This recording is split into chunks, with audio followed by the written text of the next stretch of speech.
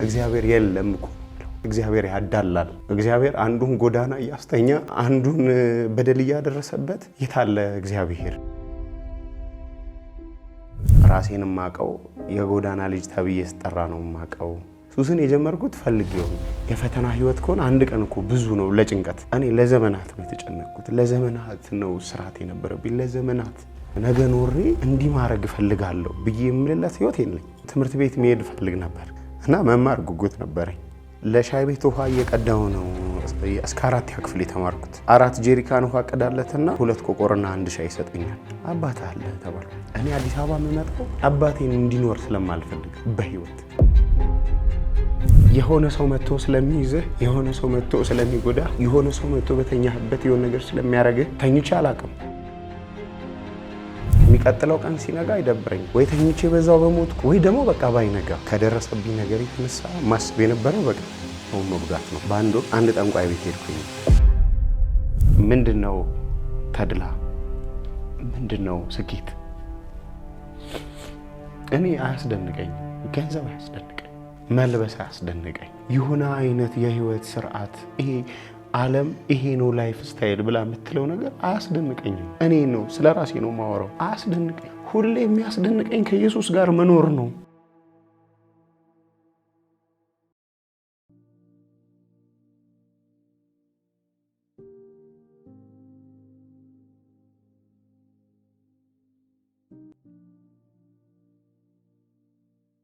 ስሜ አማኑኤል ግዛው ይባላል። ያው አማኑኤል ግዛው ገብረ ማርያም አያቴ ነው የምጠራው፣ በአያቴ ነው። የእግዚአብሔር ፍጹም ሙላት ቤተክርስቲያን ነው ማገለግለው። ወንጌልን በአደባባይ ላይ ሰብካለሁ። ወንጌል አገልግሎትን አገለግላለሁ። አንድ ሚኒስትሪ አለ፣ እዛ ውስጥ እንደ መሪም ነኝ። የኢትዮጵያ ወንጌል ማህበርተኞች የሚባል የወንጌል ማህበር አለ፣ እዛ ውስጥ መሪ ነኝ።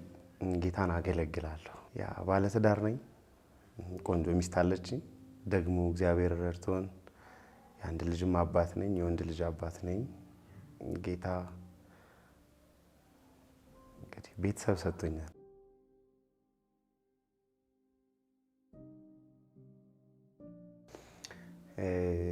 የሚያሳድገኝ አያት ነበርና የሴት አያቴና የወንድ አያቴ ነበር የሚያሳድጉኝ። እነሱ ጋር ነበር ማድገው። ትንሽ የወንድ አያቴ ኃይለኛ ስለነበረ ስለምንፈራው ውጭ ቆይተን ስንመጣ ዱላ ምናምንም ስላለ በዛ አይነት መፍራት አይነት ምክንያት ነው ከቤተሰብ ወጥቼ ጎዳና መኖር የጀመርኩት ማለት ነው። እና ከ9 ዓመት ጀምሮ የጎዳና ልጆኛ አደግኩኝ ማለት ነው። እና ላይፌ ጎዳና ነው፣ እድገቴ ጎዳና ነው። ራሴን ማቀው የጎዳና ልጅ ተብዬ ስጠራ ነው ማቀው። ከዛ ጊዜ ጀምሮ ያሳደገኝም ያኖረኝም ያገዘኝም ቤተሰብ አልነበረም የለም። እና በዛ አይነት መንገድ ነው ህይወቴን ስኖር የነበረውና በዛ አይነት መንገድ ነው አድጌ የዛ ጎዳና ላይ አንድ ማስታውሰው አሁን አድጌ ጌታን ካገኘው በኋላ የሚገባኝ አንድ ነገር አለ። እሱ ምንድነው? ጌታ ኢየሱስ ክርስቶስን አይቼዋለሁ። እኔ አንድ ወቅት ተደርድረን ምንተኛበት ካርቶን ምንተኛበት በረንዳ አለና እዛ በረንዳ ላይ የተኛሁበት ትራስ ከጭንቅላቴ ስር ወጥቶ የተኛሁበት ትራስ አይደለም፣ ኖርማል ትራስ አይደለም፣ ድፍን እንጨት ነው። እንደ ግንድ አይነት ነገር ሆኖ ትራስ አርገነው ሁላችንም እንተኛዋለንና የኔ ተንሸራቶ ወጥቷልና እሱ ትራስ ወጥቶ አንገቴ ተጣሞ ነበር የተኛሁትና ህመም ራሱ ይሰማኝ ነበር ያን ሰዓት። ማንነቱን አላቅም፣ ምን እንደሆነም አላቅም። ግን 3 ሰዎች ወደዛ ቦታ ላይ መጡ እና በጣም ነጭ ነው፣ ነጭ የለበሰ ነው እና ጸጉሩ ነጭ ነው ምናምን። ያ ሰው መጥቶ ትራሱን አስተካክሎልኝ አመቻችቶኝ ሄደ በእኝታዬን ማለት ነውና እሱን ነገር አስታውሳለሁ። አሁን ጌታ እንዴት እንዳገኘው ስለሆነ እየጠየቀኛለሁ ከዛ ጋር ስለሚያያዝ ነው ታሪኬ የምነግርህ። እሱን ነገር አየው። ያው ለኔ እንደ ቅዠትም ምንም ነገር ስለማይገባኝ አንደኛ ህፃን ልጅ ነኝ፣ ልጅም ነኝ ስለሆንኩ ምንም ሙቀትም ስለሌለኝ መንፈሳዊ መረዳት ምንም እግዚአብሔርንም ኢየሱስንም አንድ አድርጌ ማሰብ ሳለ በቃ ለኔ የለምም አለምም ብዬ ከእንትንም አልቆጥረው ነበር ለኔ ማለት ነው። እና በዛ አይነት ህይወት ውስጥ እየኖርኩ ነው ይሄ ነገር ሀፕን ያደረገውና ህይወት ቀጠለ መኖር ጀመርኩኝ። ከዛ በአንድ ወቅት ጎዳና ላይ በተኛበት የጎዳና ህይወት ውስጥ ያለው ለሊት የሚመጡ መኪኖች አሉ ጫት ጭነው እና የነዛን የጫት መኪኖች ለሊት እናወርዳለን እኛ እና በአንድ ወቅት አንድ ጠንቋይ ቤት ሄድኩኝ ጫት ላደርስ ነው ሄድኩት ከዛን ጫት ያወረንለት ካይሱዙ ላይ ጫት አወርደ መጋዘን እንደደረደርንለት ሰውዬ ላከኝ እና ጫቱን ይዤ እዛ አድርስ የተባልኩበት ቤት ሄድኩኝ ሰውየው ጠንቋይ ናቸው አላቅም እነዚህም ጫት የሚያስወርዱትም ሰዎች እዛ ቦታ ላይ ይገኛሉና ደረስኩኝ እዛ ቦታ ከዛን አንኳኳ ገባው እኔም ስለምቅም ችግር አልነበረውም በዛ እድሜ በዛ እንትኔ ቅም ነበርና ቁጭ አልኩኝ ጫቱን ሰጣቸው አሪፍ ጫት ነው የመጣው ምናምን ተባለ ሰጣቸውና የሆኑ ሰዎች ስለተፈጠረው ነገር ያወራሉ በህልም ላዩት ይሄ የሆነ ነገር ስላዩት ነገር ያወራሉና ለኛ ሰውዬ ነገርኳቸው እኔም ማታ የሆነ ቀን ማታ ተኝቼ የሆነ ሰውዬ እንደዚህ መጣ ያቃሉ እኔ ጎዳና ልጅ እንደሆንኩኝ በረንዳ እንደምተኛ እዛ ቦታ ላይ የተሰበሰቡት ባለሀብቶች ባለሻይ ቤቶች ባለምግብ ቤቶች ጫት ሻጮች የጣች ነጋዴዎች ምናምን ስለሆኑ ያቃሉ እኔ የኔ ላይፍ የጎዳና ልጅ እንደሆንኩኝ ማንንም ሰው ሲልከኝ መላክ ሄድ ተነስ ውጣ አምጣ ምናምን የሚሉ ልጅ ነኝና ለዛም ነው የተገኘሁት ግን ሰዎቹ የራሳቸውን ነገር ሲያወሩ እኔም ነገርኳቸው የሆነ ቀን ማታ እንደዚህ 3 ሰዎች የተኛሁበት እዛ ይታወቃል መተኛበት ደሊል ይባላል የበረንዳው ማለት ነውና እዛ የደሊል በረንዳ ላይ ተኝቼ ሰውየው እንደዚህ አይነት ሰዎች መጡ ከዛን እንደዚህ አድርጎኝ ሄደ ምናምን ብያልኳቸው አይ ይሄን አናቀም ምናምን አለኝ ሰውየው ጠንቋዩ ማለት ነው ለሱ ነው የሚነገረው ሁሌና አጋጣሚ ነው የሄድኩት ጠንቋይ ቤት የመሄድ ፕላንም ኖሮኝ ሳይሆን ግን በዛ አጋጣሚ ነው የሄድኩትና እንደዛ አይነት ነገር ሆነና ይሄን አናቀም አለ እና በቃ አድርሼ ምናምን ተመልሼ ኦልሞስት ስመለስ 9 ሰዓት ነው ለሊት እንትኑን አድርሼ ስመለስ ተመልሼ በረንዳዬ ላይ ሄጄ ተኛው ማለት ነው ተኝቼ ግን አንድ ነገር አየሁ ተመልሶ ልክ ዳገት አለ የምወጣው ከሳች እሰሄኝ ሰውዬ ካሉበት ይሄ ጠንቋዩ ካለበት ቤት ዳገት ነገር አለ ዳገቱን ወጥቼ ስጨርስ ቀጥ ያለ መንገድ አለ ፒስታ ነው የኛ የተወለድኩበት ሀገር መንገድ እና እዛ ፒስታ ላይ በጣም በተሳለ ቢላ የሆነ ወታደር መጥቶ አንገቴን ቆርጦት ሄደ ይሄን ማየው ከዛ ተመልሼ ተኝቼ ነው ይሄን ነገር ሆነ ምን እንደሆነም አልገባኝም ማለት ነው ኦሬዲ አለፈ ይሄ ነገር ያው በመኖር ቀጠለ ምናምን ያው እሱ ነገር የሆነ እድሜ 14 አካባቢ ደግሞ ሲደርስ ነው ወደ መከላከያ የሄድኩት ማለት ነው መከላከያ የገባሁበት መንገድ በጣም ትንሽ ልጅ ስለነበርኩኝ ያኔ አንድ ያክስቴ ልጅና አንድ ታላቅ ወንድም አለኝ እነሱ ሁለቱ መከላከያ ተመዝግበዋል ኦሬዲ ተመዝግበው መሄድ ትችላላችሁ እነሱ እየሄዱ ነው እና እነሱን ተከትዬ ነበር የገባሁት እኔ ከዛን ሲሄድ አይቻልም ይሄ ጻል ልጅ ነው መግባት አትችልም ተባልኩ ምንድነው በዚህ መሃል እዛ የጎዳና ህይወት ላይ በጣም ብዙ ቻሌንጆች ነበሩ በጣም ብዙ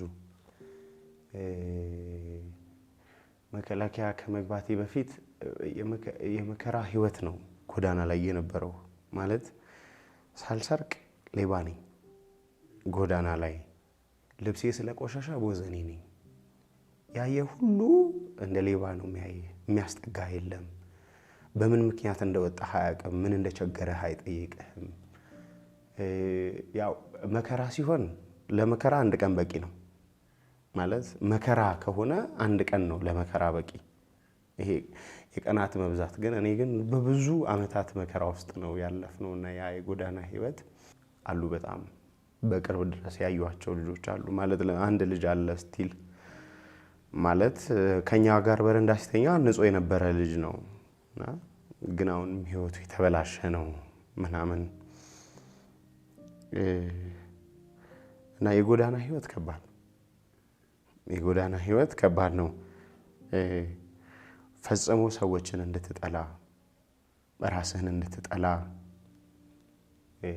የሚወድህ የሚቀበል ሰው ስለሌለ የሚያይ ሁሉ የሚያደርስብህ በደልና መከራ ስለሆነ በዛ ልጅነት አይምሮ ያስበ የነበረው ክፋትን ብቻ ነው ማለት አንድ ቀን አድርጌ ማለት ከደረሰብኝ ነገር የተነሳ ማስብ የነበረው በቀል ማስብ የነበረው ሰው መጉዳት ነው እና ያ አይነት ህይወት ነው ያለፈው የጎዳና ህይወትና እኔ እስከ ቅርብ ጊዜ ድረስ እታመም ነበር። እስከ ቅርብ ጊዜ ድረስ ሜቢ ይሄ ቪዲዮ ለሰዎች ሲደርስ የኔ የምምላቸው ሰዎች የማያውቁት ታሪክ ስለሚሆን እግዚአብሔር ፈውሶኝ አድኖኝ እንጂ የደረሰብኝ ነገር ከባድ ነበር። 1 ዓመት ሆነኝ እግዚአብሔር ጌታ እኔን ከፈወሰኝ ማለት ነው። ከዚህ ነገር መኪና መንዳት አልችልም። ብዙ ሰዓት ሙቀት ሲሆን መቀመጥ አልችልም፣ ያመኛል።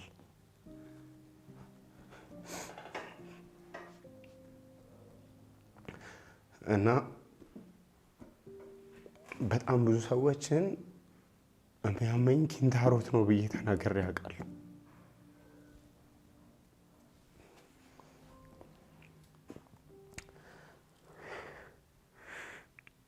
እና የጎዳና ህይወት ለኔ የመከራ ህይወት ነው የነበረው።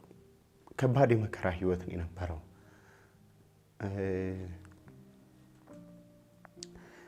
ማለት በቃ ራሴን የምጠላበት ቦታ ነው የነበረው። ፈቅጄ አይደለም እዛ ቦታ የተገኘሁት፣ በአጋጣሚ ያው እዛ ቅድም እንደነገርኩ ያ በልጅነት በረንዳ ላይ ስንተኛ ለመተኛት የምናደርገው አንድ ነገር አለ። አካባቢያችን ላይ መኪኖች አሉ፣ ዋዝ ናቸው መኪኖቹ እና መንገድ ላይ ነው የሚቆሙት። ሰልባቲዋቸውን እንከፍትና ሱስ የጀመርኩበት መንገድ በዛ አይነት መንገድ ነው።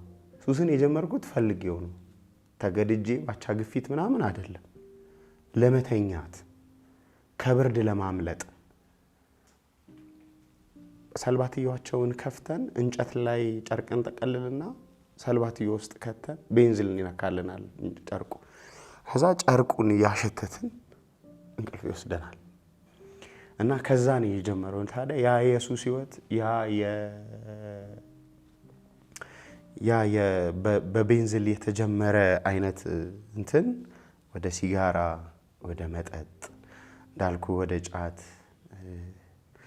ወደ ሐሺሽ፣ ማሪዋና ምናምን ወደ እንደሱ አይነት ነገር አደገ እና በጣም ሱሰኛ ነበርኩኝ። በጣም በቃ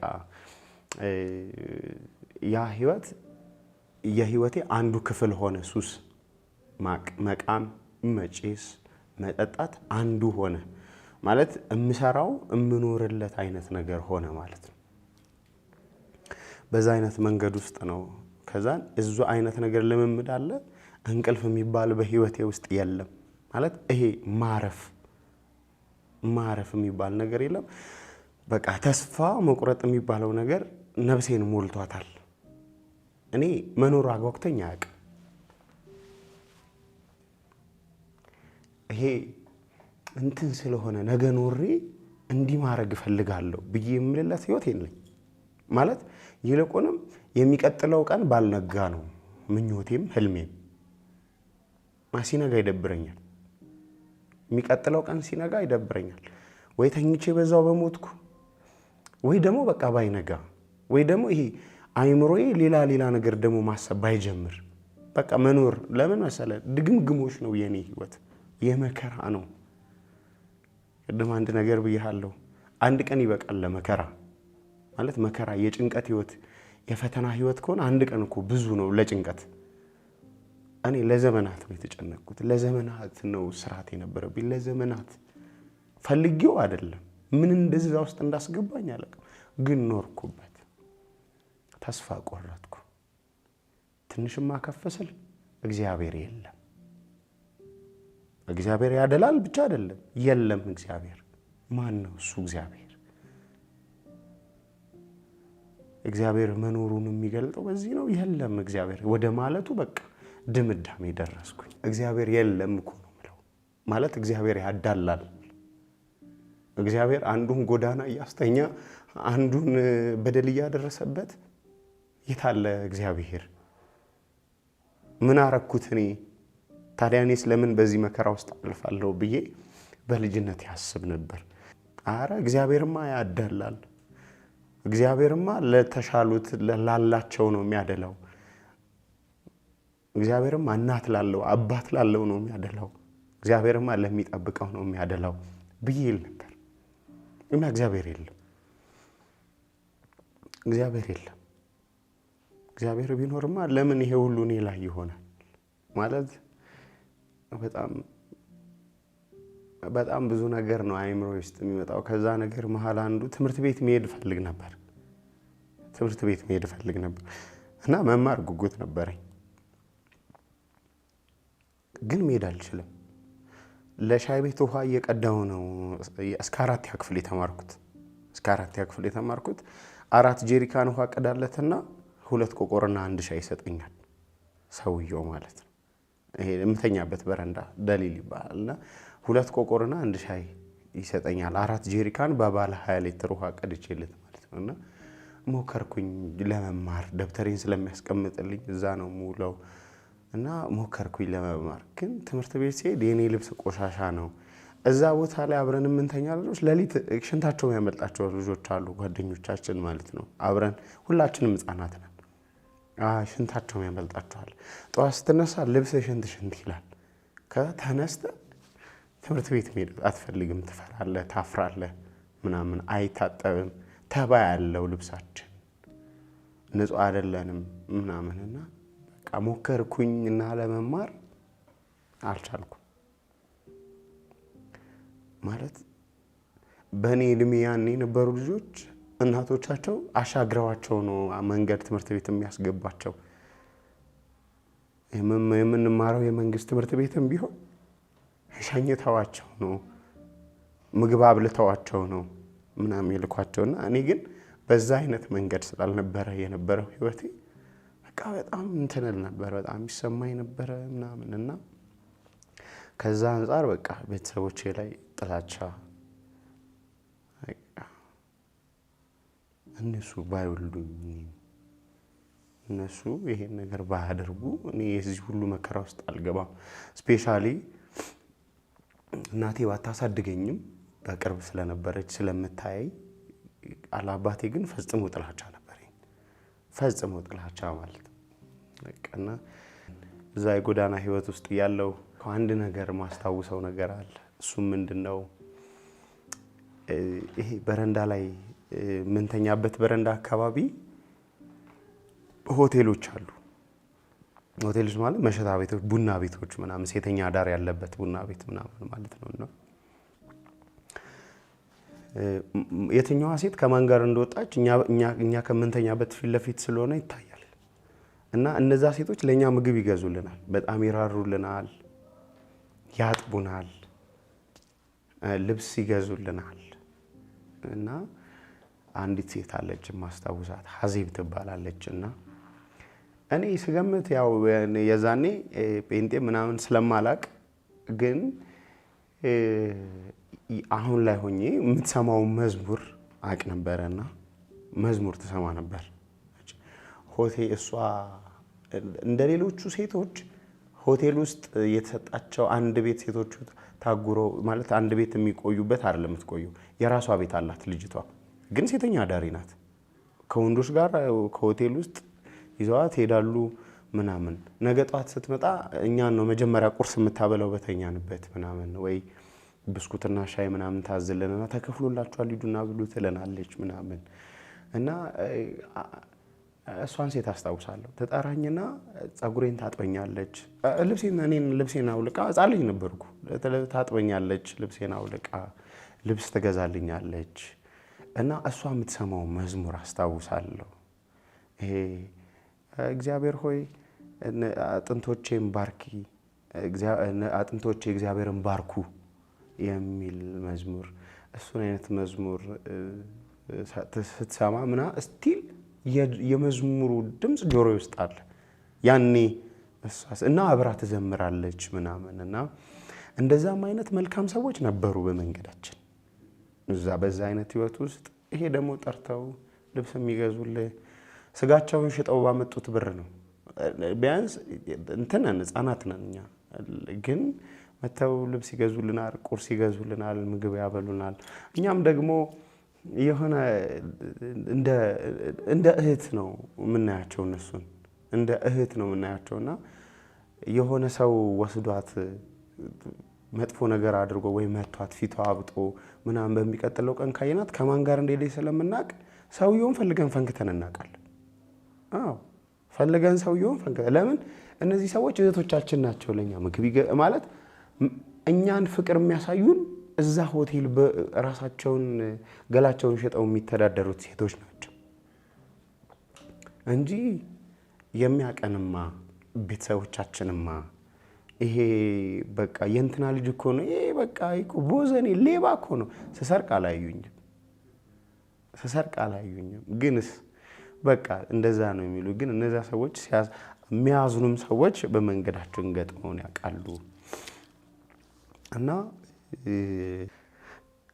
እሱ አይነት ህይወት ስለነበረ የሆነ ወቅት ላይ ያው ያደኩ መጣው ቀደም እንዳልኩ ወንድሞቼ አንድ ታላቅ ወንድሜና አክስቴ ልጅ መከላከያ ተመዝግበው ሲሄዱ ህፃን ነው መግባት አይችልም ብለው ሲከለክሉኝ እነሱ ያደሩበት አልቤርጎ ተደብቄ ገብቻ አድሬ ከዛን ጠዋት ደግሞ ሲከፈት እነሱ የገቡበት መኪና ወንበር ስር ገብቼ ሁሩስ እንደ ድሬዳዋ ከተማ ላይ መልማዩ ምልምል የሚመለምለው ሰውዬ አየ አስራለቃ ካሳውን ይባላል አየኝ እንዴ ይሄ ልጅ አካገሩ እንዳይመጣ ከልክለነው አልነበር እንዴ ምናምን አለ እንዳያወርዱኝ ኦሬዲ ድሬዳዋ ደርሰናል መንገባው ማሰልጠኛ ደግሞ ሁርሶ ነበር ከዛ በቃ ከመጡት መኪኖች ጋር ይመለሳል ተብሎ ወደ ግቢ ይዘውኝ ገቡ ህፃን ስለነበርኩኝ እድሜው አይፈቅድም ነው ከዛን አዩ ፈተና ነበረው መሮጥ መመለስ ወደ ኋላ ወደ ፊት ተነስ የሆነ መሰላል አለ እሱን ውጣ ኩሻፕ ስራ ፑልአፕ ላይ ውጣ ዲጋፕ ላይ ውጣ ምናምን ይባላል ማለት ነው በዛ አይነት ነገር እንትን ተባሉና መጨረሻ ላይ ነው የቀረው የግቢው ፈታኝ የሚፈትነው ደግሞ የግቢው ኃላፊ የሆነ ሰው ነውና እስቲ ና አንተ ማንጁስ አለኝ ና አለኝና እስቲ ሩጥ ውጣ እዚህ ላይ ግባ ምና ታውት በቃ ይሄ ዳቦ በልታ ያድጋል አስገቡት ተብሎ ተመዘገብኩኝ ማለት ስሜም የተሞላው በዛ ነው ባይዘዌ ስሜ አማኑኤል አይደለም የነበረው እዛ ስሜን ስሰጥ ነው የቀየርኩት አማኑኤል ያልኩት አማኑኤል የሚባለው ስም ከድሮም ጀምሮ ዝም ብዬ ወደዋለሁ እንጂ ስሜ የነበረው አመኑ ነው የነበረው ስሜ አያት ያወጣልኝ ስም አመኑ ነውና አማኑኤል ብዬ ስምም ተመዝግቦ ስላልሆነ የሄድኩት እዛ ስሜን አማኑኤል ያስመዘገብኩኝ ኦሬዲ በዛ አይነት መንገድ ወደ መከላከያ ገባሁ የተወሰነ ጊዜ አገልግዬ መከላከያ ተመልሼ ስመጣ ያው እዛ መከላከያ ውስጥ ተሟልቷል ማለት ኑርኩኝ ህይወት ኑርኩኝ ምለው ንጹህ አልጋ ላይ አንጥፌ ራሴ ንጹህ ብርድ ልብስ ለብሼ ትራስ አድርጌ የተኛሁት መከላከያ ውስጥ ነው ከዛ በፊት አላቅም ማቀው ካርቶን ላይ መተኛት ማቀው መዳበሪያ ለብሶ መተኛት ነው ማቀውና ትንሽ ጊዜ ደሞ በመከላከያ ውስጥ እንደዛ አሳልፌ ተመልሼ ስመለስ ወደ ጎዳና ነው ወጣሁት ማለት የሚቀበለኝም ቤተሰብ የለም የሚፈልገኝም ቤተሰብ የለም ተመልሼ ጎዳና ነው እንደገና ታዲያ ይሄንን ስነግርህ በጣም የሱስ ህይወት ውስጥ ነው ያለሁት ታዲያ በዚህ አጋጣሚ ነበረ ከመከላከያ ተመልሼ የተወሰነ ጊዜ ያክል እኔ የተወለድኩባት ሀገር ሻኪሶ ትባላለች ሻኪሶ ማለት የጉጂ ክልል ውስጥ ያለች ኦሮሚያ ውስጥ ያለች ሀገር ናት ወርቅ ምናምን አለና ከመከላከያ ተመልሼ ትንሽ ማቀመም ስላለ ጉልበትም ስላለ ደግሞ ወደ ወርቅ ቁፋሮ ወደዛ አይነት መንገድ ደግሞ ሄድኩኝ ማለት ነው ያው እዛ ደግሞ ስትገባ ገንዘብ ማግኘት ትችላለህ በደንብ ከዛ ግን ይሄ ተስፋ የሚሰጥ ነገር እኔ ውስጥ ስለሌለ ለምንም ነገር አልጨነቅም በቃ መስከር መጠጣት መደባደብ ቢላ በቀን ይዞ መዞር ነው ስራዬ ማለት በቃ የድብድብ ነው ላይፌ የጸብ ነው ላይፌ ስፔሻሊ እዛ የነበርኩባት ያቺ ወርቅ የሚሰራባት ሀገር ላይ በጣም ብዙ ሰዎች አሉ በቃ በቀን ቢላ ነው ጂም ዞሮ እና በዛ አይነት መንገድ ነበር ህይወቴ ነበርውና ምንም ነገር ነገን መፈራውም ነገር የለም ነገም የሚያሳስበኝ ጉዳይ የለም እና በዛ አይነት መንገድ ውስጥ ነበርኩኝ እዛ ከተማ ላይ ሆኜ ነው የዛሬ 10 ዓመት አካባቢ አንድ ፍንጭ ሰማሁ አባት አለ ተባልኩ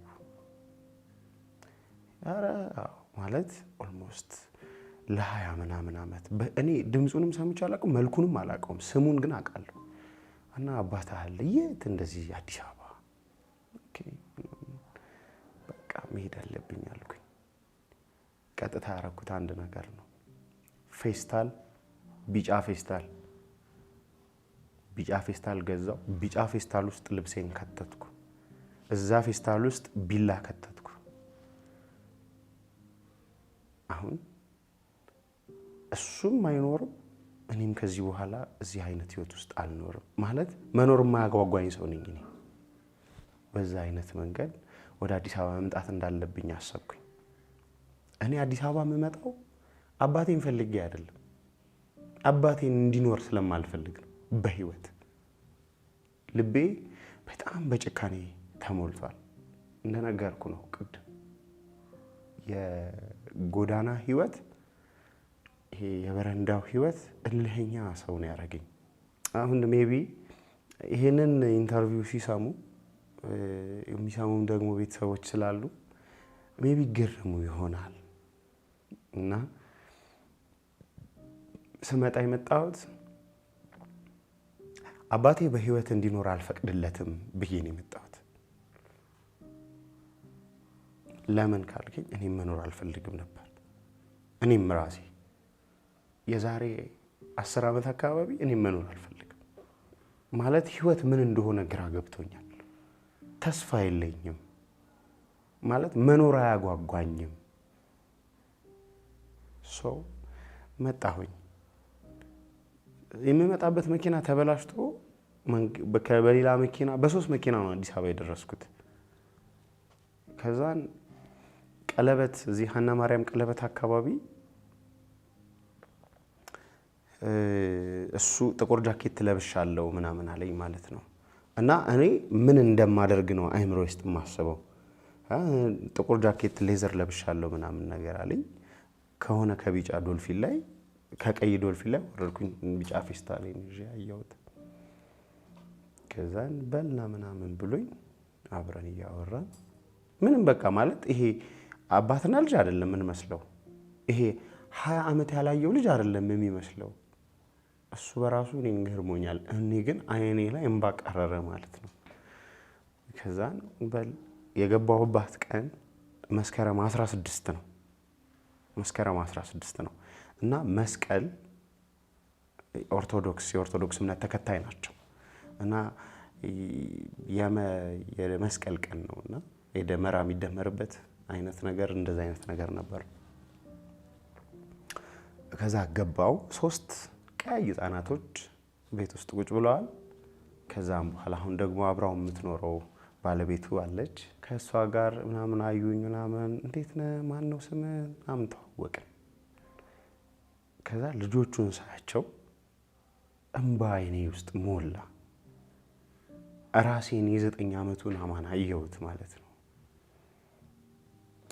እኔ እነሱ አሳዝነውኝ ነው አይኔ በእንባ ይሞላው እሱን ብገድለው እነዚህ ሰዎች እነዚህ ህፃናት ከኔ ሴቶች ናቸው እነዚህ ሴቶች ደግሞ ጎዳና ላይ ቢወጡ ከኔ ባሰ ህይወት ይገጥማቸዋል የሚል ነገር ተሰማኝ እና አይኔ በእንባ ሞላ አለቀስኩኝ ምናምን ግን አንድ ነገር አሉ እነሱ የቤተሰብ ናፍቆት ነው ከቤተሰብ ጋር ኖር ስለማያውቃሉ ግን እንደሱ አልነበረም እኔ ነኝ ልቤ ውስጥ የነበረውን አመጽና ክፋት ማቀው በዛ አይነት መንገድ ነበር እነሱ 3 ቤት ውስጥ ቁጭ ብለው ኦልሞስት ወደ 3 ሰዓት ተኩል ከምሽቱ አካባቢ ሌላ 4 ሴት ልጆች መጡ ከዛን እነዚህ እህቶች ናቸው ተባልኩኝ ኦልሞስት ወደ 7 ሴት ልጆች ቤት ውስጥ አሉ ማለት ነው 16 ያኔ ቢሆኑ 14 15 16 ሌሎቹ ደግሞ ገና የ6 ዓመት የ5 ዓመት ምናምን ህፃናት ነው የነበሩት። በጣም በቃ ልቤ በሆነ ነገር እንትን አለ። ቢላይን ጣልኩ። በጣም አለቀስኩ። ማለት በቃ ይሄ የሆነ አዝኜ እንዳልለው ሀዘን አይደለም የነበረው በልቤ ግን በቃ የሆነ ነገር አስለቀሰኛል። ከዛን እሱን ነገር እንትን ብየው በጣም ጥቂት ጊዜ ነው የቆየሁት እነሱ ቤት። በጣም ከበዛ 2 ወር ይመስለኛል። አዲስ አበባን አላቃትም እና አዲስ አበባ በማላቀው አካባቢ በማላቀው ሀገር 2 ወር ነው እዛ ቤት ውስጥ የቆየሁት። ማለት ይፈሩኝ ጀመር። ከጎዳና ነው የመጣሁት፣ ካስከፊ ህይወት ነው የመጣሁት እና አንዳንዴ ያምልጦኝ ይሄ እኔ የመጣሁበት መንገድና እነሱ የመጡበት መንገድ። ከዛ አንዳንዴ እንዲኮ ምናምን ተፈጥሮ ምናምን ድሮ እኮ እንዲህ ምናምን ብዬ ሳወራው ምናምን የሚያስደነግጥ አይነት ነገር ነው ለነሱ። እኔ ያለፍኩበት ነው፣ እኔ የቀመስኩት መከራ ነው እና ይፈሩኝ ጀመር ቤት ውስጥ። አማራጭ አልነበረኝም ከቤታቸው ለመውጣት። ማለት ለኔ ጎዳና ብርቅ አይደለም።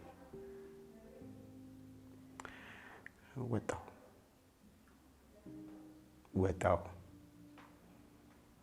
በቃ ትንሽ ጊዜ ደግሞ አዲስ አበባ ላይ ተኛው ጎዳና። ግን እግዚአብሔር መልካም ነው። ከዛን እዛው አካባቢ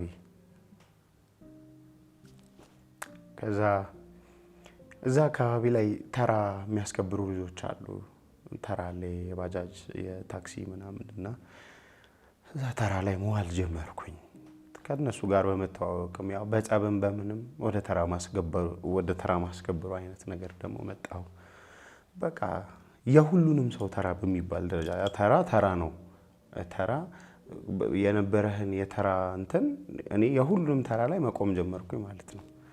በቃ ቆሜ ቀኑ ሙሉ ተራ ስሰራው ብላለሁ። ከዛን የሆነች ቤት በ300 ምናምን ብር ተከራየው እና ወደዛ አይነት ነገር ውስጥ ወደ ቤት ውስጥ ገብቼ ምንም የለም ቤት ውስጥ አፈር ላይ ገብቼ መምተኛው። ማለት አዲስ አበባን ፈራሁት። እዛ ክፍለ ሀገር ቢሆን ቤት ገብተህ እንዴት ሆነ ምናምን ታውቃለህ። እዚህ ግን በቃ እዛ ቤት ውስጥ እየኖርኩኝ ቀስ እያልኩ ተራ እየሰራው ራሴንም ለመለወጥ ይሄ መለወጥ የሚባልም ሳይሆን እቀማለሁ፣ አጨሳለሁ፣ ጠጣለሁ የተረፈኝን ለቤት ኪራይ። ከዛን አትጠጋኝም። በጣም ነው የምሸተው፣ ቆሻሻ ነው በቃ ሁሌ ልብሴ ምናምን። ማለት ይሄ አንዳንዴ ለካ አንተ ተስፋ ያለው ሰው ነው ልብሱን አጥልቶ የሚለብሰው። ተስፋ ነው ለካ የሆነ ሰው ፊት አምሮ መታየት የሚፈልገው እሱ በራሱ ተስፋ ነው ለካ። እኔ እሱ የለኝም ማለት ሞት ከሆነ አሁን ለምን አልሞትም ብዬ ነው ማስበው።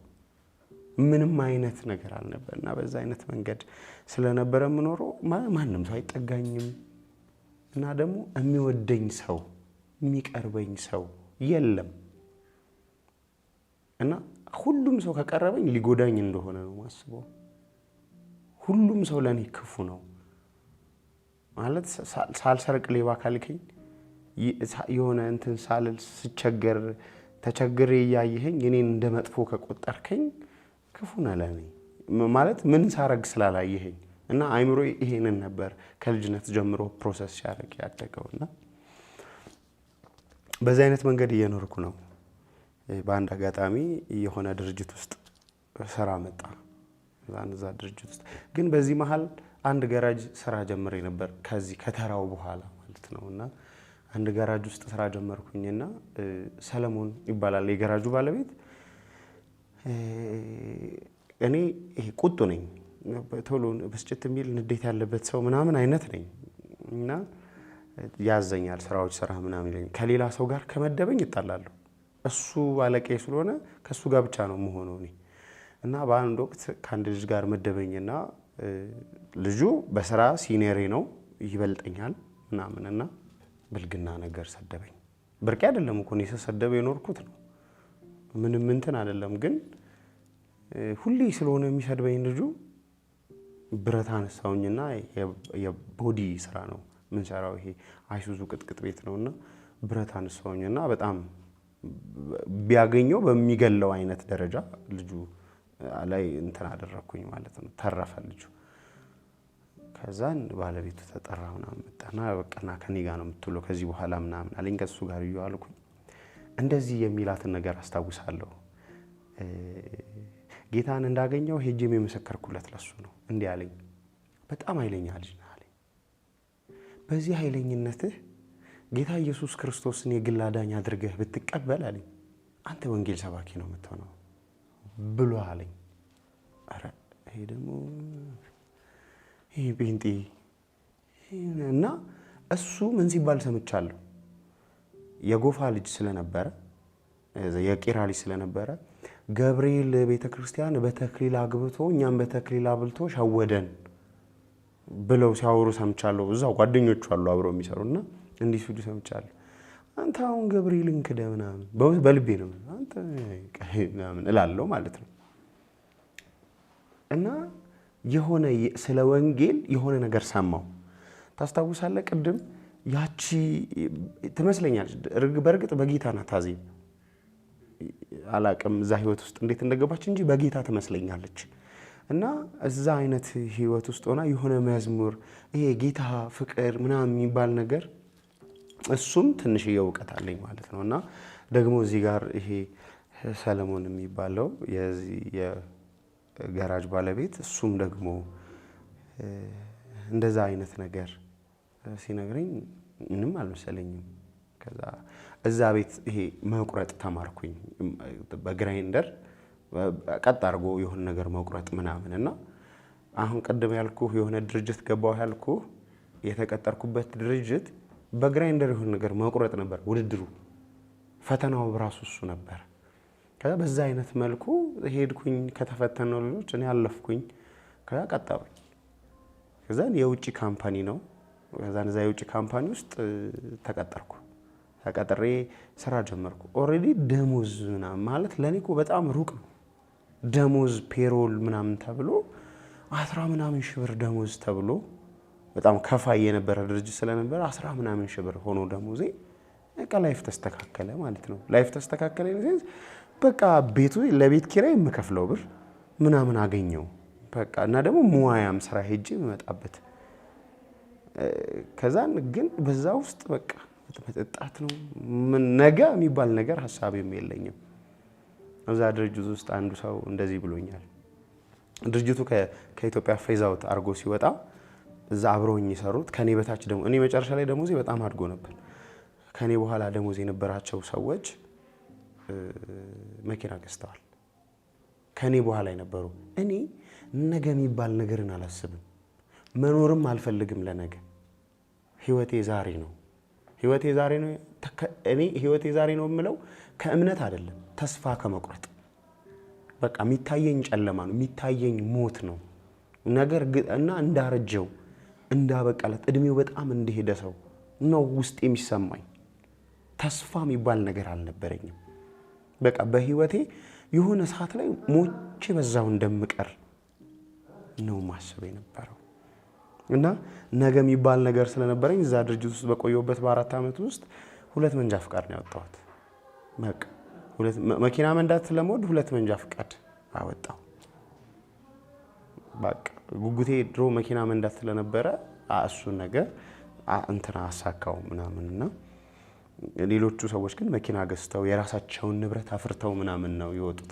ከኔ በታች እንኳን ደሞዝ የነበራቸው ሰዎች እኔ ተስፋ የሚባል ነገር ስላልነበረኝ በዛ አይነት መንገድ ከዛ እንትን አልኩኝ። ከዛ ድርጅትም ስወጥቼ ደግሞ ኦልሞስት ከ4 አመት ቆይታ በኋላ ድርጅት ውስጥ ከ4 አመት ከቆየው በኋላ በቃ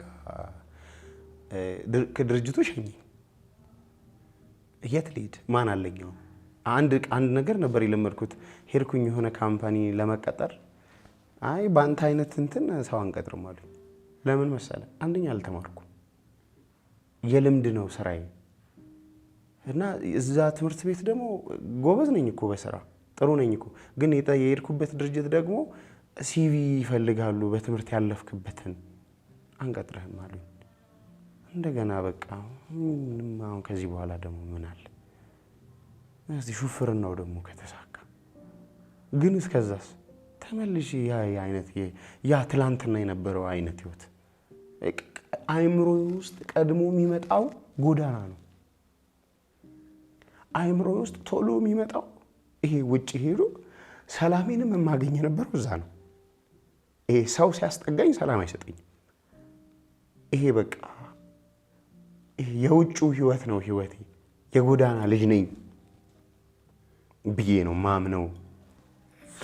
እና ተመልሼ ወደ እንደዛ አይነት እንደገና ላይፍ ትላንትና 30 እና 40 ሺህ ብር ደሞዝ የነበረው ልጅ በ100 ምናምን ብር የቀን ሰራተኝነት ተቀጥሬ እንደገና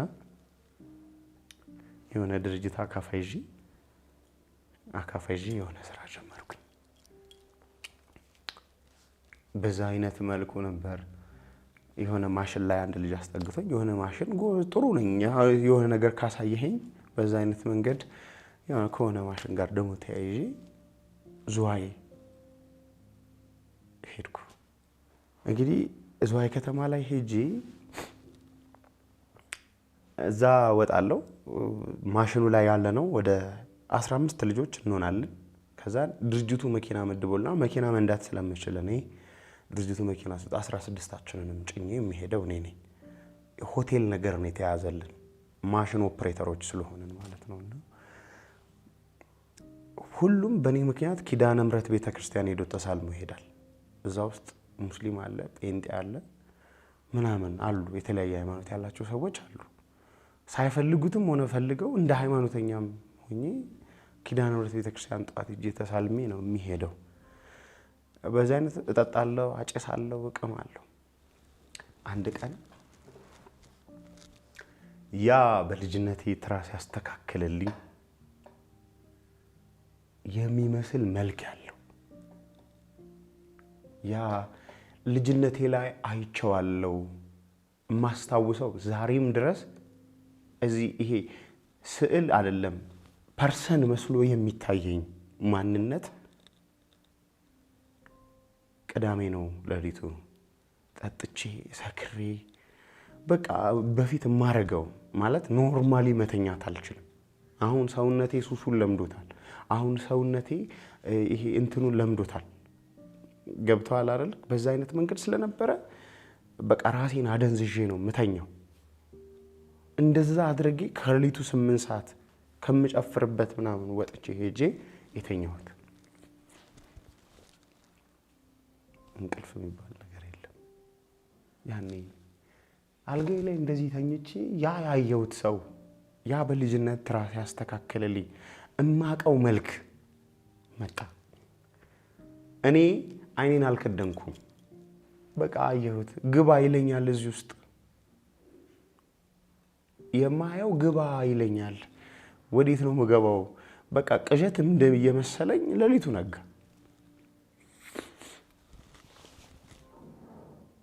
በቃ ነቃው ጠዋት። ይሄ በጣም ብዙ ድካም እንዳለበት ሰው ሆኜ ነው የነቃሁት። እንቅልፍ አልተኛውም። ስካሩ አለ። ተነስቼ ምግብ የምበላበት ቤት ሄድኩኝ።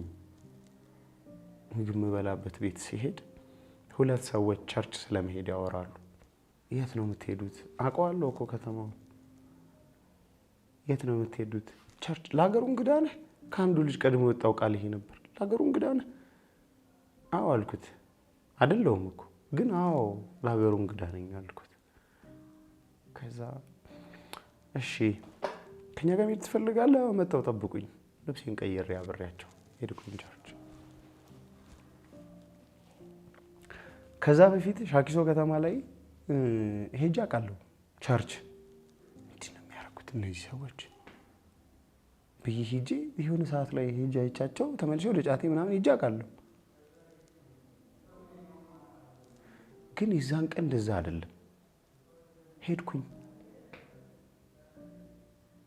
ከዛን ስለ ዋላ ከተራራ ተጠምታ ለተጠማችለት ውሃ እንዴት ከተራራ እንደምትወርድ ልጁ ይሰብካል። በእኔ እድሜ ያለ ልጅ ነው። በጣም በቁጥር 15 የሚሆን ሰው ያለው እዛ ጉባኤ ውስጥ ያለ ነው። እኔንም ይጨምራል 15ቱ ሰው መሃል እና ትላንትና መጠጥ የሚሸተው ያ የጠጣሁበት አፍ ኦልሬዲ ይሸታል። አጠገቤ ከተቀመጥክ ከሆነ ካረቄ ቤት ከሆነ ከመጠጥ ሰፈር እንደመጣው በደንብ አስታውቃለሁ። ሽታዬ ራሱ ይናገራል። እና ማታ ዛ መጠጥ ቤት የነበርኩበትን ሸሚዝ ነው የለበስኩት። ደረቴ ውስጥ ሲጋራና ላይተር ያለ ከነዛው ነው ቸርች ሄድኩት። ከዛ ልጁ ተሰበከ። አይኔ እንባ ይሞላዋል። ማለት የሆነ እኔ ስለኔ የሚያወራ ስለኔ የሚናገር ይመስለኛል። ከዛ በቃ እሱን ስሰማው ቆየውኝና ኦልሬዲ እንትን ተባለ። ተሰብኮ አለቀ። ከዛ ጉባኤው ተፈታ። ማለት ወደ ቤት ወደ መሄድ አይነት ነገር ተጸለየ። ሰው እየወጣ አንድ ነገር ነው ያልኩት እኔ ቢያንስ የሆነ አንድ 3 ወንበር ከፊት ለፊት ያለ አግዳሚ ወንበር እና ወንድና ሴት ለየብቻ ነው የተቀመጥነው። ይሄ ጌታን መቀበል ጌታን ተቀበል ምናምን የሚባል ነገር ሲባል ሰምቼ ስለማቅ ይሄ ትላንትና መጠጥ ቤት ሲጮህ በነበረ ድምጽ እኔ ይህንን ጌታ መቀበል እፈልጋለሁ አልኩት እና ሰባኪው ዞሮ አየኝ እና አለኝ፣ አቀፈኝ። እንኳን ደህና መጣህልኝ። በእኔ እድሜ ያለ ልጅ ነው። አቀፈኝ። እኔ ምለውን ከኔ በኋላ በላለኝ። እጅን አንሳ አለኝ። እጄን አነሳው። አልኩኝ አምላኬ ነው ጌታዬ ነው ከኢየሱስ በቃ እሱ ያዛን ቀን ያስባለኝ ነገር አልኩ። በቃ ጌታ ይወድሃል አለኝ። አቀፈኝ፣ ጸለየልኝ። አስታውሳለሁ ያንን ቀን። ከዛ ከነበርኩበት ቤተክርስቲያን ወጥቼ ምግብ በልቼ ቡናዬን ጠጥቼ ምናምን ማረፍ ተሰማኝና ወደ መኝታ ቦታዬ ስገባ ማክሲመም 8 ሰዓት ተኩል ቢሆን ነው ከቀኑ እሁድ ቀን ማለት ነው። እና በሚቀጥለው ቀን 6 ሰዓት ላይ ነቃሁት። ሰኞ ምን እንደተፈጠረም አላውቅም። ተኝቼ አላውቅም። ማለት ከተኛውም ኮንሺየስ ነኝ ለሆነ ጉዳይ። ማለት የጎዳና ህይወት ያስተማረኝ እሱን ነው። የሆነ ሰው መጥቶ ስለሚይዝህ፣ የሆነ ሰው መጥቶ ስለሚጎዳ፣ የሆነ ሰው መጥቶ በተኛህበት የሆነ ነገር ስለሚያረግህ ተኝቼ አላውቅም። እና ተኛው፣ አሳረፈኝ ጌታ። እና አንዳንዴ ስቀልድ ለጓደኞቼ እነግራቸዋለሁ። ጮኸ አይደለም ተኝቼ ነው የወጣው የኔ አጋንንት እላቸዋለሁ። እና በቃ አረፍኩ፣ ሰላም አገኘሁ፣ የሆነ ነገር ተሰማኝ። እንግዲህ እንደነገርኩ ከ14 ከ15 ዓመት በላይ ሲጋራ ጭሻለሁ። ይሄ ጌታማ የደረሰልኝ ሰሞንና ዓመት ጌታ ያገኘኝ ጊዜማ በምረግጠው ነው የምለኩሰው። በቃ ማቀያየር ነው እንጂ ማቋረጥ የሚባል ነገር አልነበረም። ከደረቴ አውጥቼ አፌ ላይ ይዤ አፌ ላይ የነበረውን ነው ምረግጠው ለኩሼበት። እንደዛ አይነት ይሄ ፊት የኔ ፊት አልነበረም።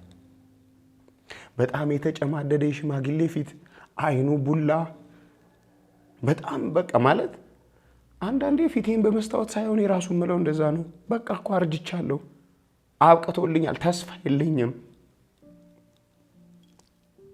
እንደዚህ አይነት መልክ አይደለም የነበረኝ። ደረሰልኝ ጌታ፣ አሳረፈኝ ጌታ።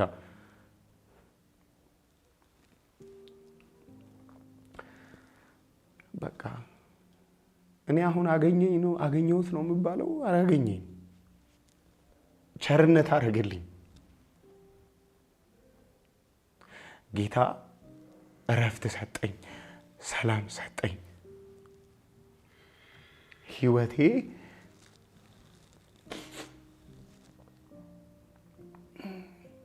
ታውቃለህ፣ ቅድም እንደነገርኩ ነው። መኖር አልፈልግም ነበር። መጓጓለት ህይወትም የለኝም ማለት ማንም ሰው በኔ መኖር በኔ ያለ መኖር የሚገርመውም የሚደንቀውም ባለመኖሬ የሚያዝንም በመኖሬ የሚደነቅም ሰው የለም፣ በዙሪያዬ የለም። እኔም አውቃለሁ እኮ መኖርንም አልፈልግም። ከዛ የተነሳ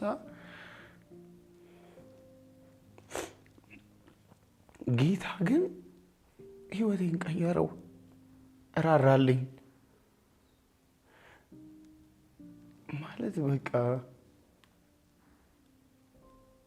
የእውነት አሳረፈኝ ኢየሱስ። የዛን ቀን እንደው እኮ ልቤ ላይ ያለውን ስሜት ልንገርህ። የዛን ቀን የነበረውን ወደ ቤተክርስቲያን ሲሄድ የተሰማኝን ይሄ ተስፋ የለኝም አይደል? ይሄ እግዚአብሔር በቃ እስቲ እንደው የሚሉት እውነት ከሆነ ይሄ ጌታ የሚባለው የእውነት የሚያሳርፍ ከሆነ በቅቶኛል።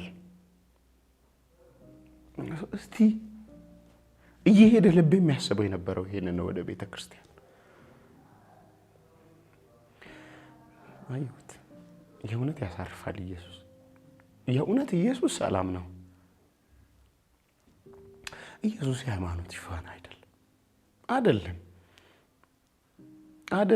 የሆነ የሃይማኖት ስርዓትም አይደለም። ማረፊያ ነው። አሳረፈኝ። የሆነ የመጓጓለት ህይወት በውስጥ የተፈጠረ ማለት መኖር አስመኘኝ። ፈለኩት መኖርን። ከዛ በቃ ባይሆን እረፍት ተሰምቶኝ የለ፣ ሰላም አግኝቼ የለ። እኔ በዛ ሁሉ ዘመን 14 እና ምናምን ዓመት ያጨስኩት 15 ዓመት ያጨስኩት ሲጋራ ማለት ነው። በሚቀጥለው ቀን ሞከርኩት። አድሮ ነበር ኪሴ ውስጥ ሲጋራ። ላረቀው ሞከርኩ፣ አልቻልኩም። ዛሬ ድረስ አምሮኛ አያውቅም። ዛሬ ድረስ ሲጋራ ናፍቆኛ አያውቅም። ሞክሬ አውቃለሁ። በዛ ዓለም ውስጥ እያለሁ ይሄ ነገር እኮ አስጠላኝ ምናምን ብዬ ለማቆም ሞክሬ አውቃለሁ።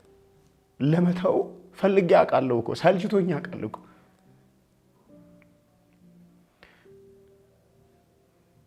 ጌታን በተቀበልኩ ማግስት ምናምን ልምድ አይደል ምናምን ብዬ ልሞክረው ፈልጌያለሁ። እምቢ አለኝ። አምሮኝ አያውቅም። እኛ ሱሰኞች የነበረን ሰዎች የምንላት ቋንቋ አንድ ነገር አለች። ሲጋራ ጠማን ነው ምንለው። ውሃ አይደለም የሚጠማን፣ ሲጋራ ጠማን ነው ምንለውና ጠምቶኝ አያውቅም። ጥሜን ቀየረው እና አምሮኝ አያውቅም። ጫት አምሮኝ አያውቅም። የዝሙት ህይወት አምሮኝ አያውቅም። ምክንያት አገኘው ለምኖርለት ጉዳይ ምክንያት አሳርፎኛል። ቢያንስ አልኩ ልታመንለት ይገባል። ወደዋለሁ ኢየሱስን።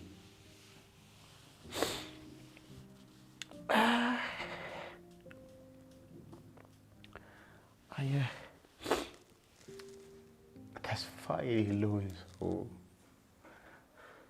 መኖር የሚጠላውን ሰው፣ መኖር የማይፈልገውን ሰው በቃ ይሄ ሌሊት ባልነጋ የምለውን ሰውዬ ጌታ ደሙ ሊላድ እንትኑ ገረመኝ። ታውቃለህ፣ አሁን ስለ ጌታ ምስክርነት አደባባይ ላይ ቆማለሁ፣ ስለ ጌታ እናገራለሁ። የገባኝ አንድ እውነት አለ። ሰው በኢየሱስ ካላረፈ በምንም አያርፍም። ሰው ኢየሱስን ካልተጠጋ አያርፍም። ሰው በኢየሱስ ላይ ካልወደቀ እረፍት የለውምና እቺን ለመመስከር አደባባይ ላይ እቆማለሁ እና ምንድነው ማለት አድርጌለት አረካም እኔ የእውነት አድርግ ማለት የሆነ ነገር አድርጌ የሆነ ነገር ሰጥቼ የሆነ ነገር አድርጌ ለጌታ አረካም በቃ ይሄ እንትን የነበርኩት የጎዳና ልጅ የነበርኩት እኔን አንስቶ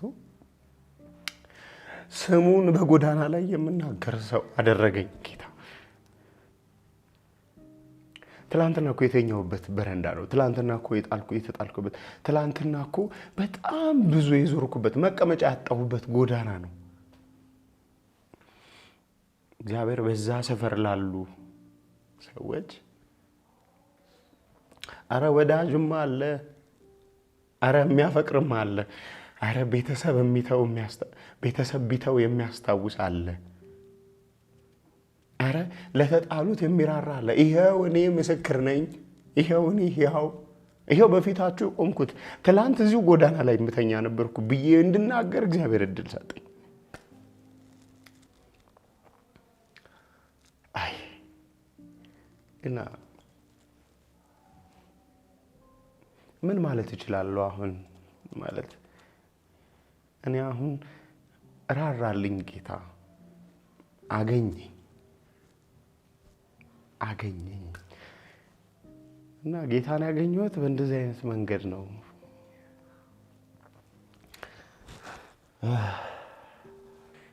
ጌታ ኢየሱስን ካገኘው በኋላ የሆነው በቃ እንዳልኩ ነው። ለመኖር ጓጓው ከዛ የምኖርለት ህይወት እንዳለ ገባኝ። ምንድነው እሱም እኔ ያው እቺ የወንጌል አገልግሎትን የጀመርኩበትን መንገድ ነገር የለፍ በዛው ወንጌልን የጀመርኩት በአንድ ወቅት ቤተክርስቲያን እመላለሳለሁ። ይሄ የሆነ ጌታ ፍቅር በውስጤ ገብቷል። ከዛን በቃ ቸርች አልቀርም፣ ሁሉንም ፕሮግራም በሚባል ደረጃ ቸርች አልቀርምና ቸርች በጣም እሄዳለሁ። አንድ ወቅት ላይ ወጣቶች ፕሮግራም ላይ በወጣቶች የሚሰራ በወጣቶች አገልግሎት ውስጥ የወንጌል ዲፓርትመንት አለ እና እዛ የወንጌል ዲፓርትመንት ውስጥ ያሉ ልጆች ሁሌ ቅዳሜ እኔ ቅዳሜ ቤተክርስቲያን የወጣቶች ፕሮግራም ልካፈል ሲሄድ እነሱ ወንጌል አገልግለው ሲመለሱ ብዙ ጊዜ እኩል እንገናኛለን ማለት ነው እና በጣም ልቤ ይቃጠላል በቃ ምናምንና ተሰብኬ ይርኩኝ ወደ ቤት ያንን ቃል መንገድ ላይ እያልኩት መሄድ ፈልጋለሁ። ቃል ለሰዎች እየመሰከርኩ ቤት ደስ ይለኛል ምናምን እንደሱ አይነት ስሜት በጣም ይሰማኝ ነበርና ከዛ በአንድ ወቅት እቤት ተኝቼ እየጸለይኩ በጣም ብዙ ጊዜን ስፔሻሊ ጌታን ያገኘሁባቸው 2-3 ዓመታት 3ቱን ዓመት በሚባል ደረጃ በጣም ብዙ ጊዜ ከቤት መውጣት አልፈልግም። ካለሁበት ቤት በጣም ብዙ ሰዓቱ በቃ ብርቅ ነው ለኔ መጽሐፍ ቅዱስ ማንበብ፣ አንድ ብርቅ ነው መጸለይ ለኔ ደግሞ የሆነ ነገር በቃ እዛ አለቅሳለሁ፣ እስቃለሁ በእግዚአብሔር ቃል በቃ መዝሙር ስሰማ የሆነ ነገር ያስገርመኛል ምናምን። እንዴት ነው ጌታን የምትገልጠው እቺ ዘማሪ? እንዴት ነው ጌታን የሚገልጠው ይሄ ዘማሪ እያልኩኝ በቃ በዛ አይነት ነገር ውስጥ ጊዜን ማሳለፍ ጀመርኩኝና በዛ አይነት የህይወት ምልልስ ውስጥ እያለሁ በአንድ ወቅት ቤቴ ልክ እንደዚሁ እየጸለይኩኝ ቅዳሜ ጠዋት አካባቢ በቃ ይሄ ውጣ የሚል ድምጽ ሰማሁ። ቀጥታ ወደ ቸርች መጣሁ። ቸርች ስመጣ ወንጌል ሊወጡ ያሉት ልጆች እየጸለዩ ነው ወንጌል ሊሄዱ ወንጌል ወጥተው ሊሰብኩ እና ሜክሲኮ ነው የሚሄዱት። አንኳኳውና የሚጸልዩበት 216 ይባላል የቸርቿ ክፍል ውስጥ ወንጌል የሚጸልዩበት። አንኳኳውና ልጁን ስሙን ስለማቀው እኔ ምለ አብርሽ ከናንተ ጋር ወጥቼ አላቀም፣ ወንጌል ሰብኬ አላቀም፣ ግን ከእናንተ ጋር ወንጌል መውጣት ፈልጋለሁ። ምንም ማለት አይደለም ፈልገው የምትይዙትን ባነር ይዤላችሁ ልቁም ከኋላ። ኧረ ና ችግር የለም እና ግባልኝ። አብሬያቸው ጸለይኩ። በጣም ደስ አለኝ። በቃ ነፍሴ ሐሴት አደረገች። እንደዛን ቀን በቃ ይሄ የሆነ አይነት ነገር ተሰምቶኛል። በጣም ደስ አለኝ። አብሬያቸው ተያይዤ ሄድኩኝ። ወንጌል ሲሰብኩ ከኋላ ቆሜ እምባዬን ይሞላል። የሆነ ሰው ማይክ ተሰጥቶት ሲሰብክ በቃ ጌታ ሆይ ይላሉ። ጌታ ሆይ እንዴት ታድሏል! እንደዚህ ጌታን የሚሰብክ ሰው እንዴት ታድሏል!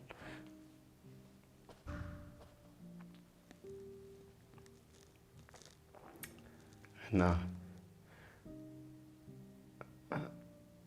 በቃ ይሄን ያልኩ አንድ ቀን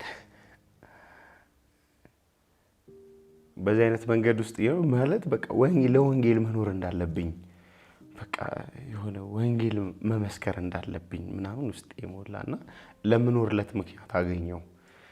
በዚህ አይነት መንገድ ውስጥ እየሄድኩኝ እኔ ያው ማንም የማይወደው የነበረ ልጅ፣ ማንም ቤተሰብ የማይቀበለው የነበረ ልጅ ነው የነበርኩት። ማለት በአካባቢ እንኳን የምጠላ ልጅ ነኝ። ማለት በቃ ሱሰኛ ነኝ። እኛ ሀገር ሱሰኛ ደግሞ ስትሆን ብዙ ነገር ውስጥ ነው የምትገባው። ወንበዴም ነኝ። ይሄ ቤት ውስጥ ላደገ ሰው እና በቤተሰብ ሌሎቹ ልጆች ካንተ ፕሮቴክት ማድረግ ይፈልጋል በአይኒ ሚንስ ማለት ነው። እና በዛ አይነት መንገድ የኖርኩ ሰው ስለነበርኩኝ ሰው ሁሉ የሚቀበለኝ የሚሰማኝ ምናምን አይመስለኝም። ግን በቃ የምኖርለት ነገር ወንጌል እንዳለ አመንኩኝ ማለት ነው። በዛ አይነት መንገድ ነው እየኖርኩ ውስጤ በቃ ይሄ እንደተለወጥኩ ሲሰማኝ ምናምን እኔ አገባለሁ ብዬ አስቤ አላቅም። ቤተሰብ መሰረታለሁ ምናምን የሚለው ሐሳብ ኖሮኝ አያውቅም። ግን በቃ የሆነ ቀን ነው በዛ አይነት መንገድ ውስጥ ራሴን ያገኘሁት ብል ነው የሚሻለው። ይሄ መራራት ጀመረ ልቤ። ለቤተሰቤም ይሄ ላላሳደጉኝም ለጣሉኝም ጌታን ካወቅኩ በኋላ እንደሱ አይነት ነገር ገብቶብኛል። ይሄ ርህራሄ ገባ። አሁን ለአባቴም ልገለው ለመጣሁት አባቴም ለእናቴም ለቤተሰቦቼም ላረዱኝም በቃ ይሄ መንገድ ላይ ለጣሉኝም ጉዳትም ላደረሱብኝም ሰዎች ጌታ ኢየሱስን ከተቀበልኩ በኋላ ግን ርህራሄ የሚባል ነገር ውስጤ ገባ። እሱ አይነት ስሜት ነው የገባው ውስጤ። ከዛ እናቴን አንድ ጊዜ እንደዚህ ብያልኳት፣ ያላሳደግሽውን ልጅ፣ ያላበላሽውን ልጅ፣ ያልተንከባከብሽውን ልጅ ጌታ ኢየሱስ ክርስቶስ አጥቦ አንጽቶ አስተካክሎ ሰው አድርጎ ልጅ አድርጎ ላንቺ ሰጠሽ አይደል አልኳት። እናቴ በጣም ነው ታሳዝነኛው።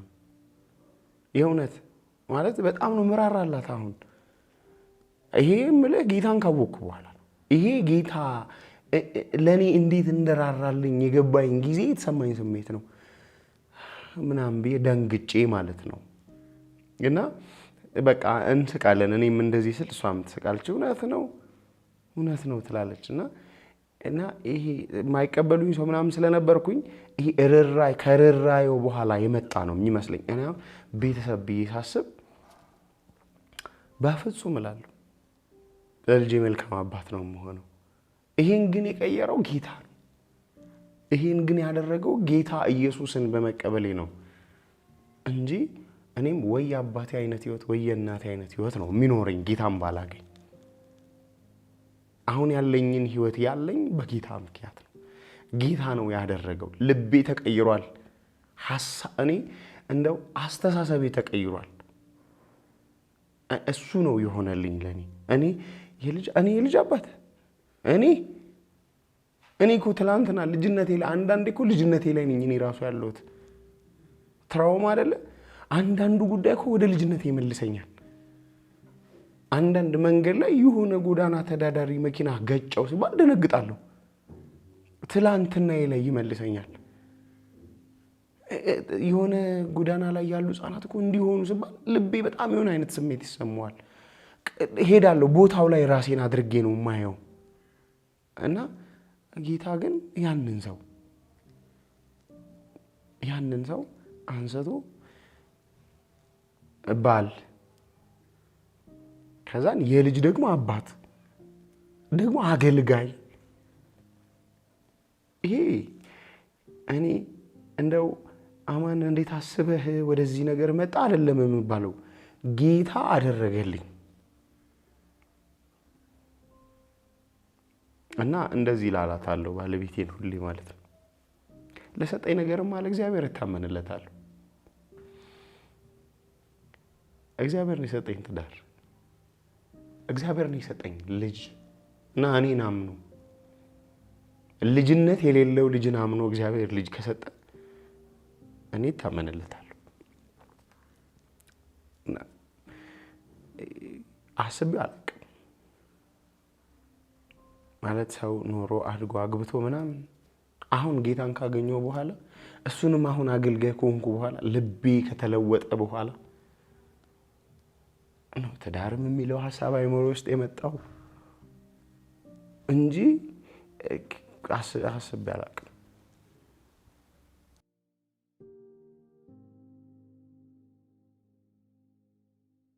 ለኔ የመንፈስ ቅዱስ ኢንካውንተር ብዬ የምለው አንደኛው ያ ልጁ ሲሰብክ የተሰማኝ ስሜት ነበረ። የመጀመሪያ ቀን ቸርች ሄድኩ ቀን ይሄ በቃ እኔን ነው እንደሚያወራው የሚል ስሜት የተሰማኝ ጊዜ ነበረ። ግን እኔ በቃ እኔን ከኔነት አውጥቶ እኔ ይሄ ማለት እፈራለሁ አፍራለሁ ጌታን ካወቅኩ በኋላ ምን አይነት ስሜት ውስጥ ነበርኩ መሰለ? ይሁን ነገር መናገር ፈልግና ግን አንደኛ አንተ እኮ ትላንትና እንዲህ ነው የሚልህ የሆነ ነገር አለ። እሱን አልፎ ይሄ አማኑኤል ያለውን ባህሪ አልፎ ምን መሰለ የተፈጠረው? ወንጌል ልሰብክ አደባባይ ላይ ወጣው፣ ሜክሲኮ አደባባይ። በጣም ብዙ ጊዜ ሜክሲኮ ላይ ወንጌል ሰብኬያለሁ። ስፔሻሊ ጌታን ያገኘሁባቸውን የመጀመሪያ ጊዜያት በቃ አንዴ ከነዛ ልጆች ጋር ወጣው፣ ብቻዬንም ወጥቼ መጮህ ጀመረ። ግን የዛን ከነዚሁ ልጆች ጋር ነው የነበርኩት። የመጀመሪያ ቀን ነው ስሰብክ፣ ማይክ ይዤ ስሰብክ ማለት ነው።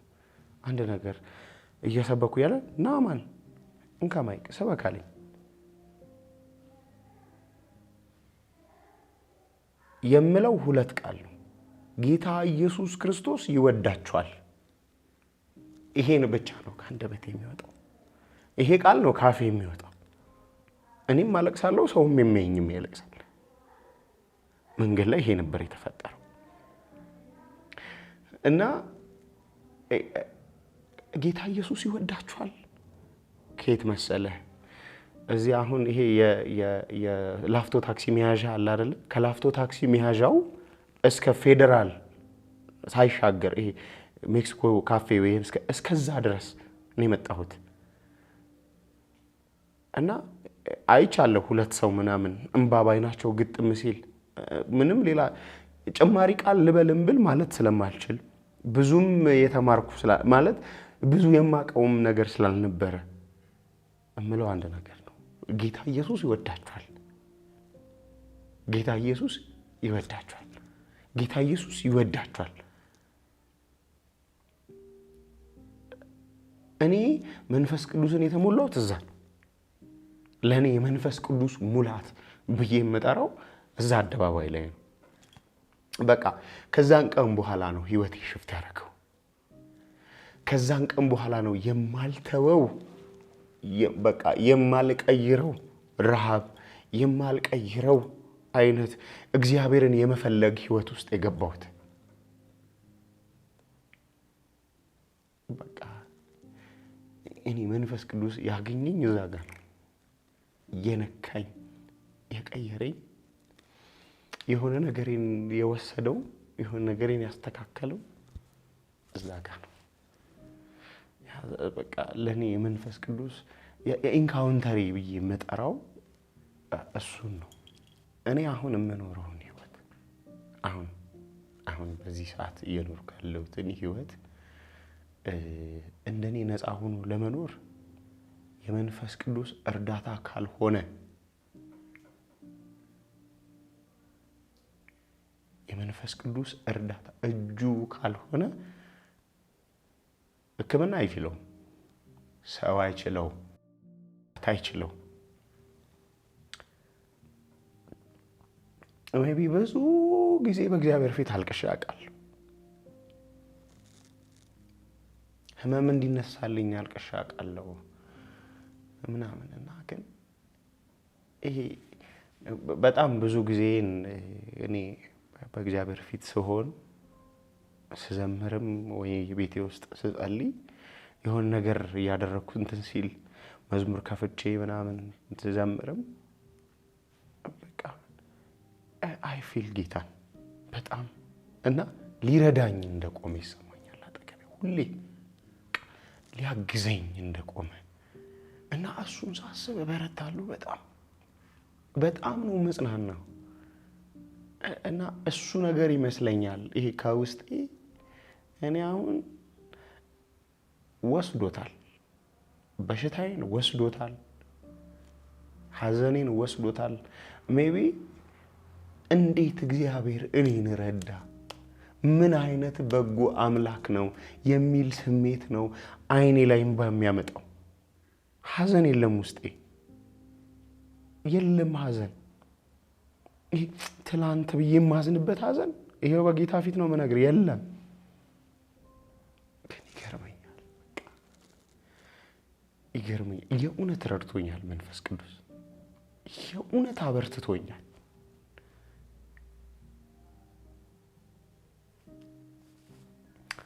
እና ይሄ እኔ ከነበርኩበት እስራት ፈቶኛል። እና እሱን ያደረገው መንፈስ ቅዱስ ነው። እንዴት አደረገው? አማን የሆነ አለ ወይ የሆነ ቦታ ምናምን ካልከኝ አጸልያለሁ በጌታ ፊት የእውነት። ግን ሁሌ ልምዱ ያለኝ ምንድነው? ይመጣል፣ አጠገቤ ይቆማል፣ ያበረታኛል፣ ያጽናናኛል፣ እንደማልፍ ይነግረኛል። ትላንትናዬን ያሳየኛል፣ ከየት እንዳመጣኝ ይነግረኛል። እበረታለሁ። የእውነቴን ነው የምነግርህ፣ እበረታለሁ። ምንም ነገር ከፊቴ ቆሞ አያደክመኝም። ለምን መሰለህ? ከትላንትናው የሚብስ የለም። ዛሬ እኮ ከጌታ ጋር ነኝ። ዛሬ እኮ የሚያበረታው መንፈስ አለ በኔ፣ በውስጤ አለ፣ ባጠገቤ አለ፣ በምወጣበት ሰፈር አለ። ትላንትና እንኳን ረድቶኛል። እና እሱን ሲያሳየኝ ለምንም ነገር እኔ እበረታለሁ። እና ያበረታል መንፈስ ቅዱስ አግዞኛል። ብርታቴ ነው። እኔ አሁን ይሄ ነው ለኔ እኔ ያለኝ ቃል ይሄ ነው። በቃ ሁሉም በገባው ልክ አይደለ በእግዚአብሔር ፊት የሚመላለሰው። ለኔ መንፈስ ቅዱስ ብርታቴ ነው፣ አቅሜ ነው። ምንም በኔ የሚሆን ነገር የለም። ምንም በኔ የምችለው ነገር የለም ካረዳኝ መንፈስ ቅዱስ፣ ካላገዘኝ መንፈስ ቅዱስ የኔ የምለው አቅም የለም። የሆነ ነገር የምለው አቅም የለም። መንፈስ ቅዱስ የእውነት ረዳቴ ነው፣ የእውነት መሪ ነው አይደል? መጽሐፍ ሲናገር ወደ እውነት ሁሉ ይመራቸዋል አይደለም የሚለው? መሪ ነው። አይቼዋለሁ፣ ሲመራኝ አይቼዋለሁ፣ ሲረዳኝ አይቼዋለሁ፣ ሲነካኝ አይቼዋለሁ። ለኔ መንፈስ ቅዱስ ብዬ ከገለጥኩት አንድ ቃል ፈልግ ካልከኝ ቃላት አይበቃውም። በቃላት እንደዚህ ነው ብለህ አታስቀምጠውም። ግን ረዳቴና መሪ ነው። ምን መሰለህ? ራሴን ያለ ኢየሱስ ወይ ያለ መንፈስ ቅዱስ አየሁት ብዬ ካልኩ ትላንት የነበርኩበት ጨለማ አለ። ትላንት የነበርኩበት ተስፋ መቁረጥ አለ። ከዛ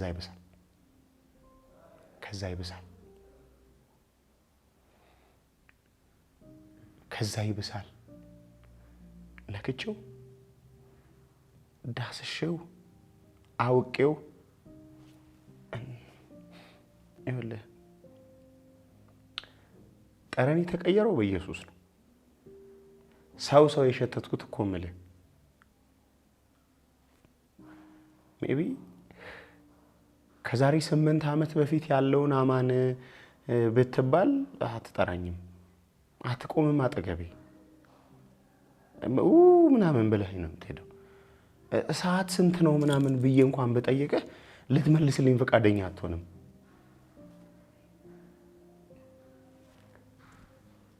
ለኔ መንፈስ ቅዱስ ጠረኔ ነው። ይሄ አሁን የተቀየረው አማን መልኩ የኢየሱስ ነው፣ የአማን አይደለም። የአማን መልክማ ይታወቃል። ሞት የሸተተው ተስፋ ያጣው መኖር የማይፈልገው ያ መልክ ነው የኔ መልክ። ራሴን ከኢየሱስና ከመንፈስ ቅዱስ ውጪ ሳይ የሚሰማኝ እሱ ነው።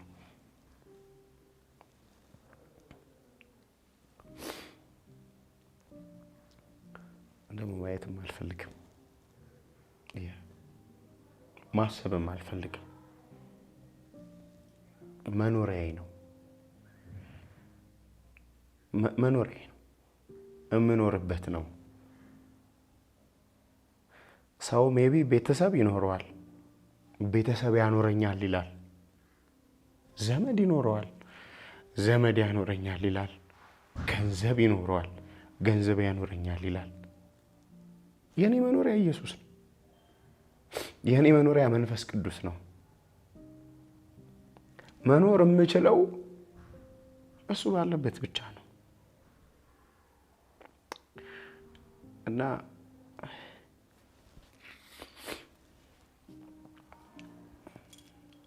አንድ መዝሙር አለ አይደል? ይሄ አሳ ከባህር ወጥቶ እንደማይኖር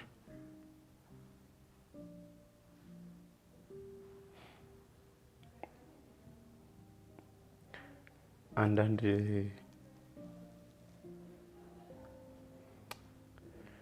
ማሰብ አልፈልግም። ከኢየሱስ ጭወቴ አልፈልግም ማለት ሰው ሆንኩ እኮ አሁን።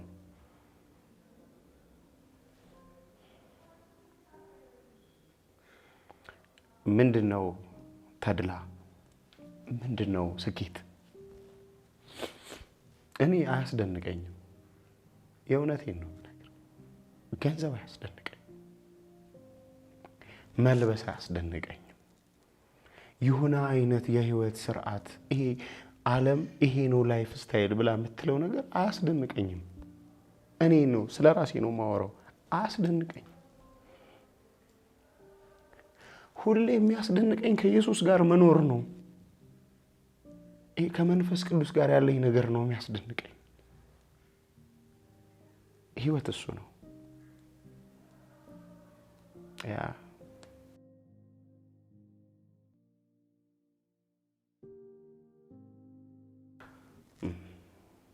በጣም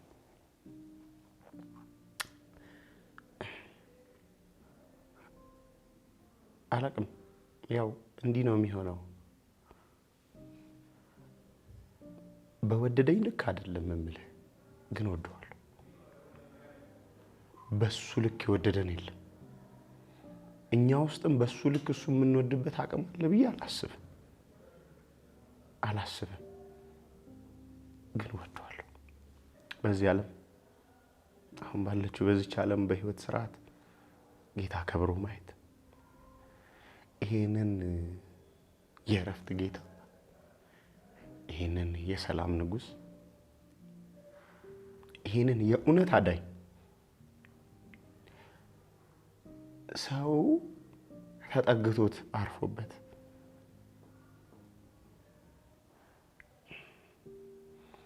አንዳንዱ ሰው እኮ ኃጢአቱ ከኔ ይሻላል ነው የምለው። እኔ ነኝ በጣም ኃጢአተኛ። ትንሽ ራሳቸውን ለጌታ ቢያስጠጉ ጌታ እንዴት ምን ያህል እንደሚወዳቸው ይነግራቸዋል። እና ሰው ወደ ጌታ መጥቶ በጣም